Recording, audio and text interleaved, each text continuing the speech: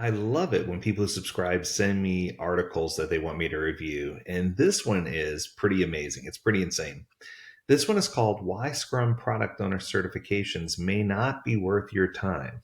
Now, before I go into any detail here, I'm not going to say who the author is at this point until I get to the bottom of the article and determine, it's worth it or, I disagree. So let's continue. It starts with a definition of certification. It says the action or process of providing someone or something with an official document attesting to a status or level of achievement. Okay, I can't argue with the definition. According to the Scrum Guide, a product owner is accountable for maximizing the value of the product resulting from the work of the Scrum team. Also, can't disagree with that. So far, so good. Aspiring product owners and managers often wonder whether they should pursue a Scrum product owner certification. If yes, then which one? The market is flooded with so many options, and there are many online resources available on how to pass various product owner certifications. Before delving more into the subject, let's explore the why part of it. Okay, so why does someone want to be a PSPO, a CSPO, or a safe product owner? I can see the following reasons. One, to gain a complete understanding of product ownership, which makes sense. Two, to be shortlisted for product owner positions in the job market, also makes sense. Three, to secure an internal promotion within the organization, also makes sense. I would argue all three of those are valid reasons for why you should have a product owner certification. For various reasons, I found the certification materials to be of limited utility, particularly in terms of their practical application of concepts within the workplace. Let's pause. This is where I'm going to vehemently disagree, and let me explain why. This statement means or insinuates that the individual who wrote this article has attended every single option for trainers within the CSPO realm, for example. I know for certain that one of the first things I teach my product owners is the good news is there's no test when you go to take the certification. The bad news is there's no test because I'm going to hold you to a much higher standard than any test would. One of the things that I teach right out of the gate is that this isn't about whether or not you know how to write a story. This isn't about whether or not you know how to organize a backlog. This is about, can you create real world work that's easily consumable by the team that exceeds stakeholder expectations? And what are the practical things you can do to make sure that happens?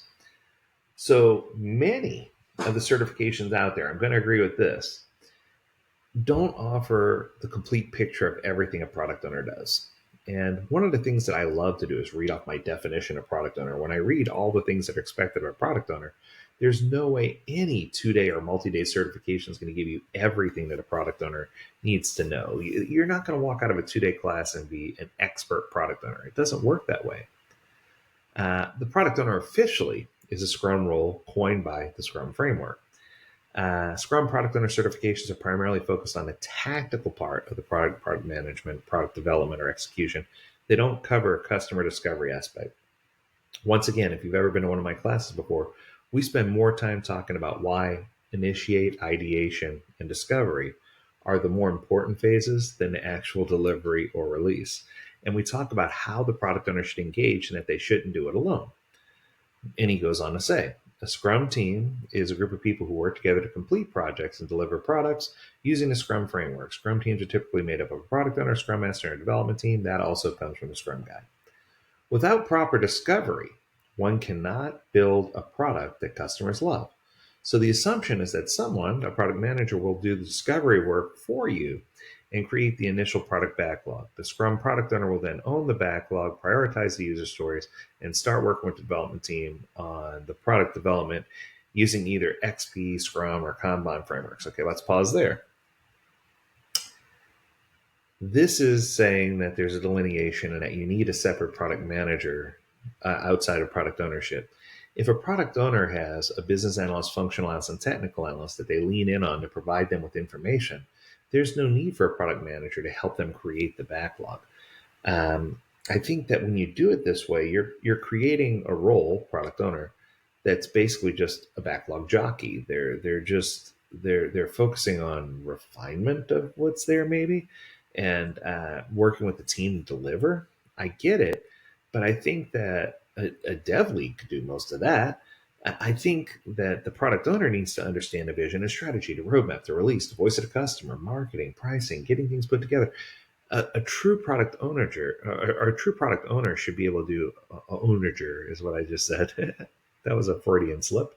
But they should do all the things that a product owner and product manager could do mashed up. And I think that if you're taking the right certification, this is going to really lean in on what what a product owner could get out of a certification versus what many of the minimal viable certifications offer. There's another quote. It says, many people would go to a short and simple CSPO training and come out of that, understandably considering themselves a product owner. There's nothing wrong with that if they just realize that this prepared them only for the agile rituals the product owner has to perform. But for many, that's not what happened. For many product owners, this actually meant they were trained as product managers. Okay, so with this being said, I can tell you certifications over the last few years have sort of shifted. And a lot of people are saying that they've turned into just a money making statistic, or that they don't provide a lot of value. Every year you see new certifications introduced. You'll notice the price for the certifications going down. Training fee varies based on where you take the training, if it's online, if it's in person, based on a trainer's geography, the amount of experience they have. You pass one, you move on to the next one in line, and there's no end to the journey. If you're in a Scrum Alliance, for example, there's the product owner track, and the advanced product owner track, and a certified Scrum professional product owner track. What I can tell you is, if you have the right trainer to engage with who can help you navigate these tracks, you could literally get a lot out of this that will help you do your day-to-day work better. It'll put you in a position for a better job, and it'll help you stand out as an authority on product ownership within the organization. I don't think there's a need for a separate role in order to make this happen. But I think that there's a few tips, a few key things that you need to do when you move forward. One is focus on the problem space and the solution space. Don't just focus on one or the other. If the customer has pain points, use those pain points to identify correct value proposition and then develop the product that should solve those problems. But you want to focus on outcome, not output, if that makes sense.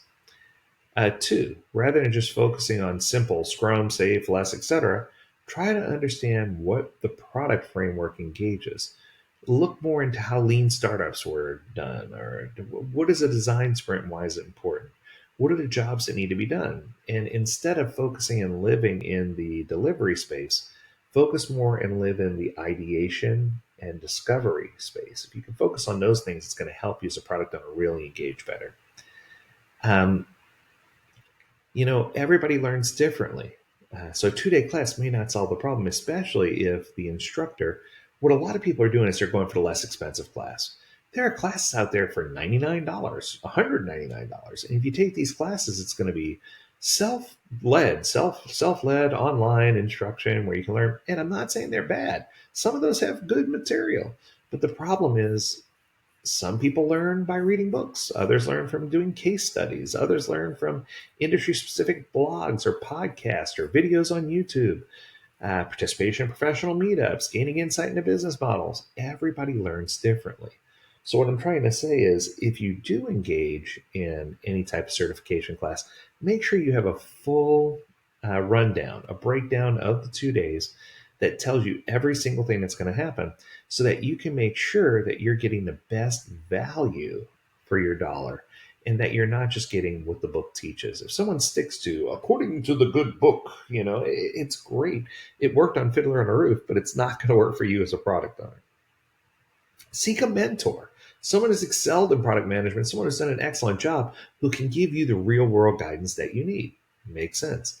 Examine the latest trends in products and technology. Analyze the market competition. Figure out what they're doing. And don't position yourself as a subject matter expert. Position yourself as someone who wants to understand better the needs and wants and desires of the end consumer. Be curious and open to learning. You'll discover new techniques and new things that are going to help you engage, like objective stack ranking, rapid release planning. There are tons of things out there. Better understanding the agile landscape. If you understand those things, It's going to help you cover this track of being a product manager and a product owner. And it's going to pull it all together for you so that it will all make sense, right? So I think that too often we focus on just getting the letters behind our name or taking the easiest or cheapest way out. And in those senses, I don't think the Scrum certification is giving you value. But maybe if you found a Scrum certification that you paid a little more for that focused on the things that aren't in a book that taught you how to do your job better from someone who's an expert in a field who can give you examples from all these different large companies and small companies and how they've applied the things that are in a book, that's where you're going to get the greatest value. So don't be afraid to do the Scrum Alliance step one, step two, step three plan.